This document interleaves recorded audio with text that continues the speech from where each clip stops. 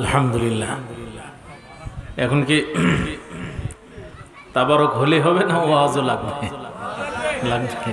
একটু সামনে আগায় আসেন, একটু আগায় আসেন, জায়গাটা চেঞ্জ হোক, সাক্ষীটাও বাড়ুক। যেখানে বসে কথা শুনবেন সেখানে সেই জায়গাটা আপনার জন্য সাক্ষী হবে। মানুষ যেখানে বসে তাস খেলায় ওই জমিন তার বিপক্ষে সাক্ষী হবে। যেখানে মানুষ হত্যা করে ওই জমিন তার বিপক্ষে সাক্ষী হবে। এই জন্য জমিনের যেখানে যা কিছু হয় এটা হচ্ছে কালের সাক্ষী। ইয়াউমা ইজিন তুহাদ্দিসু আখবারাহা। জমিন সব খবর জানে। সব খবর কাকে দিবে? এই প্রিন্ট মিডিয়া, ইলেকট্রনিক মিডিয়া এলে চলে না।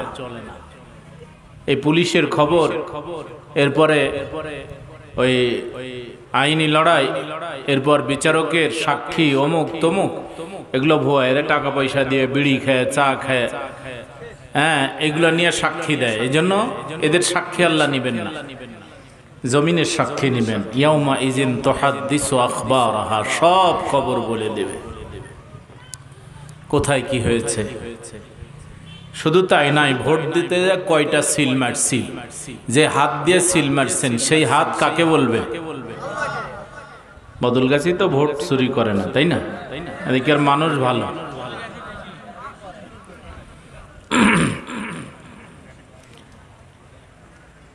যে হাত দিয়ে সিল মারছেন, ইয়াউমা আল ইয়াউমা নাখতিমু আলা আফওয়াহিহিম ওয়া তুকাল্লিমুনা আইদিহিম। মুখ বন্ধ হবে, হাত কথা বলবে। কয়টা সিল মারছেন, কয়জনের জমি জাল দলিল করছে, এই হাতই সব বলে দিবে। কয়জনের বিরুদ্ধে মিথ্যা রায় লেখছি, এই হাতই বলে দিবে। কয়জনরে অন্যায় করে গুলি করছে, এই হাতই বলে দিবে। কয়জন দোষী ব্যক্তির হাতে হ্যান্ডকাপ পরিয়েছে আর কয়টা নির্দোষ ব্যক্তির হাতে হ্যান্ডকাপ পরিয়েছে, হাত বলে দিবে সব। এজন্য পার হওয়ার কোনো রাস্তা নাই। কত কেজি ওজনে ফাঁকি দিছি, এই হাত দিয়ে ওজন করেছে, হাত বলে দিবে। নিজের বেগুন মাপতে মিটার দিয়ে মাপি, আর গরিবের গম মাপতে, হ্যাঁ, দেখ আপনাদের এদিকেও বালতি দিয়ে মাপে। ওই গরুর গোস্ত যেদিন কিনতে যাবে, পাল্লা বাদ দিয়ে ওদের বালতি দিয়ে গোস্ত দিয়ে। বালতির আবার সিস্টেম কি, 32 কেজি গম 7 কেজির বালতি, 3 বালতি মারে। তাহলে 3 সাথে কত হয়? 32।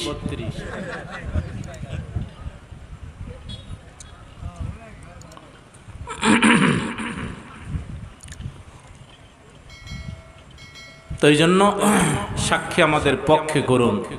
জমিনের প্রতিটা জায়গা আল্লাহর আদালতে সাক্ষ্য দিবে।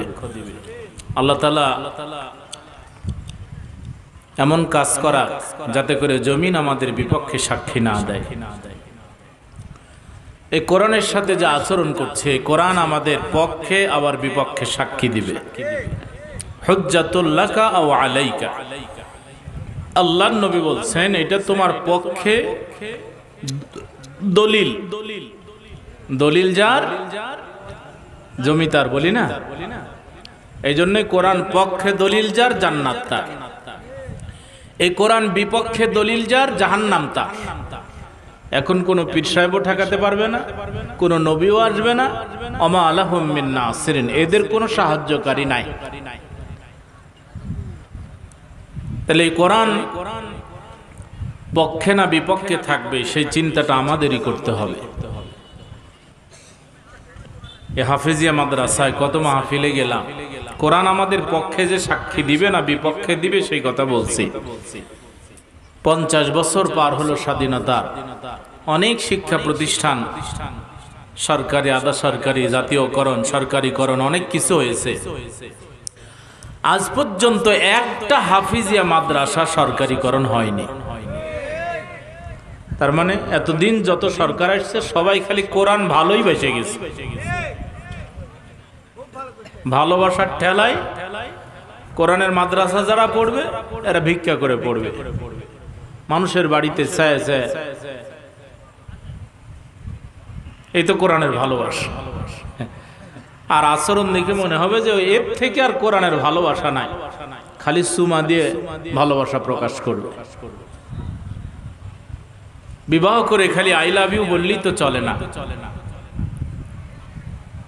স্ত্রীর যাবতীয় দায় দায়িত্ব পালন করতে হয়। এ কোরআন শুধু আই লাভ ইউ বলে হয় না, যে আল্লাহর কিতাব সম্মান করি চুমা দি, এ চুমা দিয়ে দায়িত্ব পালন হয় না। ইন্নাহু লাযিকরুল লাকা ওয়া লিকাউমিকা ওয়া সাওফা তুসালুন। হে নবী, এই কিতাব আপনার জন্য আর আপনার উম্মতের জন্য আল্লাহর পক্ষ থেকে উপদেশ। অচিরেই জিজ্ঞেস করা হবে আল্লাহর উপদেশ কারা কারা মানছে। উপদেশ শুনতে ভালো লাগে কিন্তু আমরা মানতে চাই না। ব্রিটিশের উপদেশ মানবো, নেতার উপদেশ মানি, দলের উপদেশ মানি, কিন্তু আল্লাহর উপদেশ মানতে নারাজ। এই শ্রেণীর মানুষ সমাজে আছে না নাই? আসুন আমি আলোচনা করি দেখি, যে ইহুদি খ্রিস্টানে বারবার আমরা বলি গায়রিল মাগদুবি আলাইহিম ওয়ালাদ-দাল্লিন, আল্লাহ ইহুদি খ্রিস্টান পথভ্রষ্ট অভিশপ্তদের রাস্তায় আমাদেরকে নিও না। অথচ ওই রাস্তায় আমরা দাঁড়িয়েই দোয়া করি, ওই রাস্তায় দাঁড়িয়ে আমরা এই দোয়া করছি।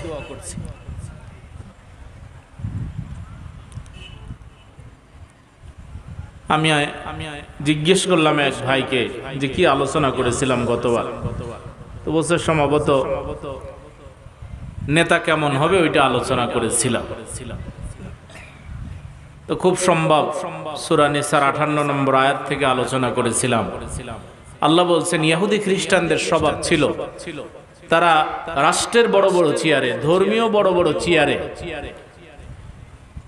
এরা এমন লোক বসাতো, কিছু টাকা পয়সা নিয়ে কিছু সুবিধা ভোগের জন্য দুর্নীতিগ্রস্ত লোকদেরকে চেয়ারে বসাতো আর ফায়দা লড়তো। বিচারকের চেয়ারে এমন লোক বসাতো নিজের অপরাধ করত, বিচারকের কাছে কিছু হাদিয়া তওবা দিয়ে বিচার পক্ষে নিত। ওই সিস্টেম ইহুদিরাই করত, না মুসলমানদের মধ্যে আছে? আর আমরা মনে করি যে হুজুররা নেতা হতে চাবে কেন? আল্লাহ রাব্বুল আলামিন বলছেন তোর উপরে নামাজ যেমন ফরজ করেছি, রোজা যেমন ফরজ করেছি, ভালো নেতা নির্বাচন করবি। এটা কার আদেশ? ইন্নাল্লাহা ইয়ামুরুকুম, আল্লাহ তোমাদের আদেশ করছেন। কি আদেশ করছেন? আল্লাহ তোমাদেরকে আদেশ দিচ্ছেন। তাহলে আল্লাহ আদেশ দিলে কি ফরজ না ওয়াজিব না নফল? ফরজ। ইন্নাল্লাহা ইয়ামুরুকুম, নিশ্চয় আল্লাহ তোমাদের আদেশ দিচ্ছেন আনতুআদ্দুল আমানাতি ইলা আহলিহা, চেয়ারে বসাবা তাকেই যেই চেয়ারের হক আদায় করতে পারে।